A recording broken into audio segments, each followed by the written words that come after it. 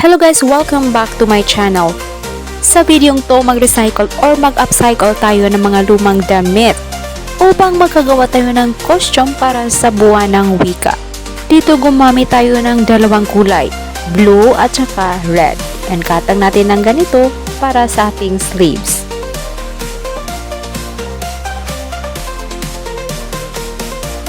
Kailangan natin dito ng blue and red thread.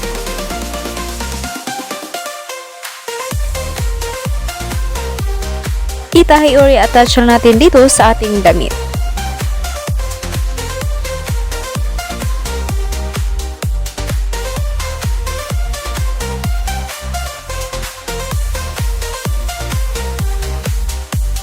Sa part na to, mag-recycle or mag-upcycle din tayo ng old lace.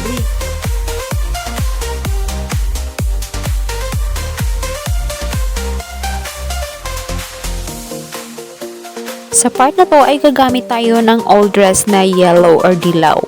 Gagawa tayo ng stars and moon.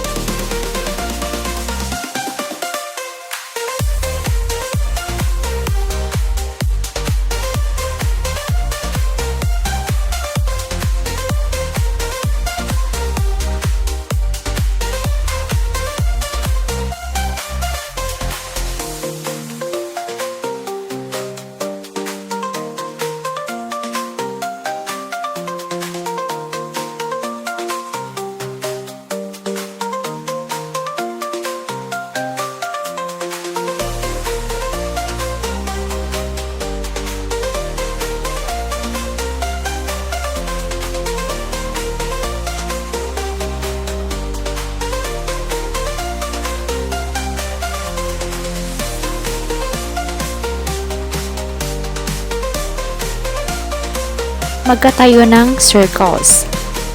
And then, mag-draw ng small circle sa gitna and then itahi ito or i-attach sa may damit. Follow mo lang ang mga steps ng pinagagawa ko dito.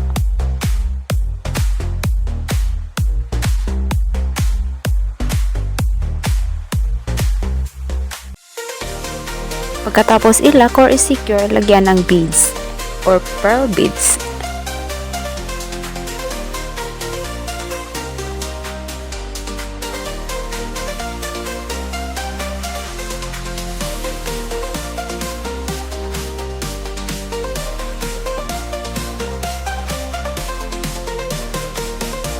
Gagawa tayo ng braid.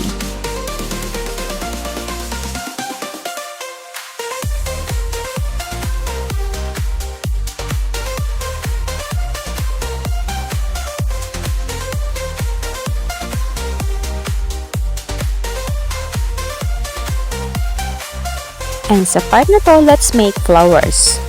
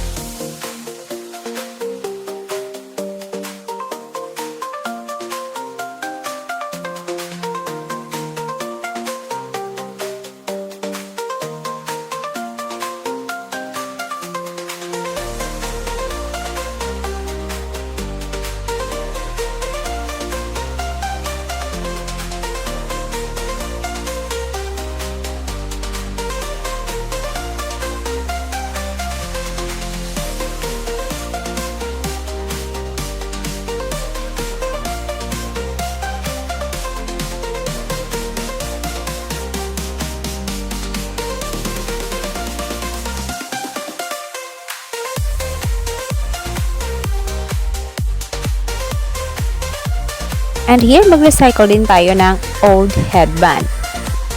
Lagyan ng designs mula sa ating ginagawang braid and flowers.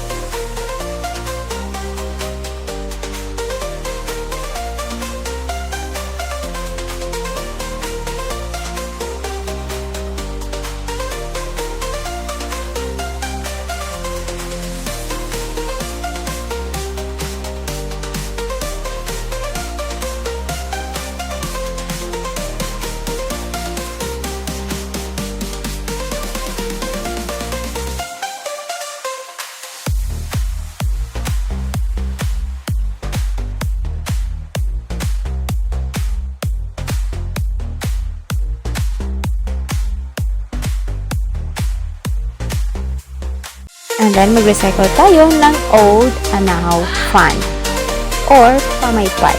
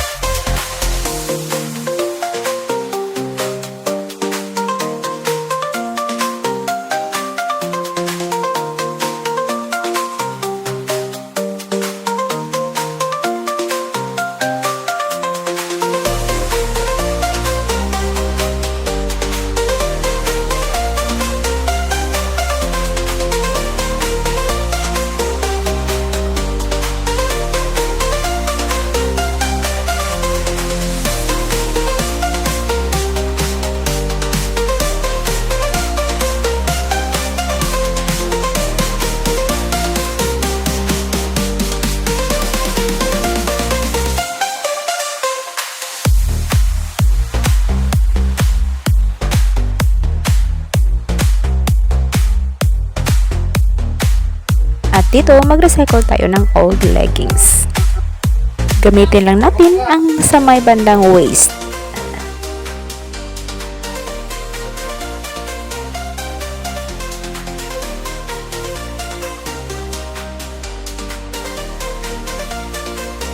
Gawin natin itong necklace or Maria Clara necklace. Lagyan lang natin ng pearl pendant.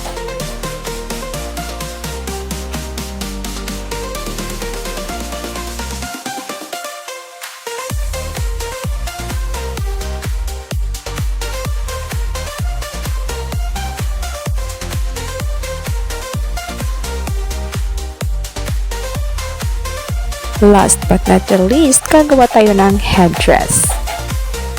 Let's make small circles from satin clothes.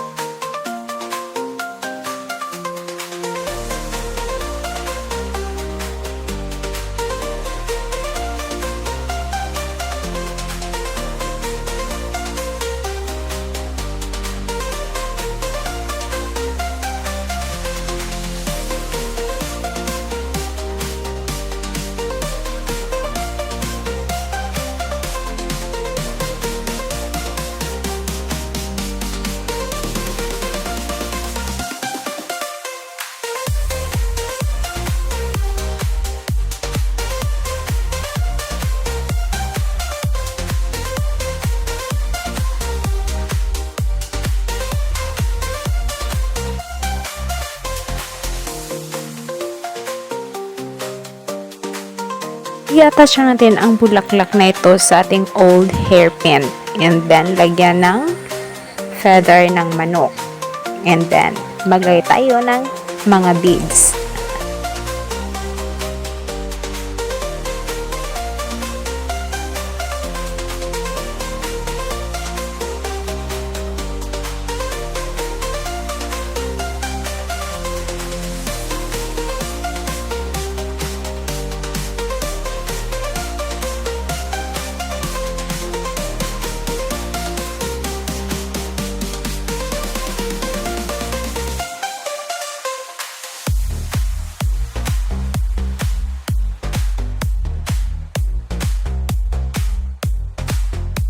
At ito tapos na lahat and it's ready to wear.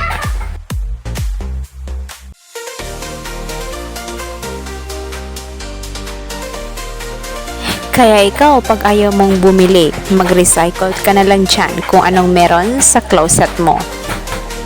At nang sa ganun, maa-apply natin ang tatlong R. Reduce, reuse, and recycle.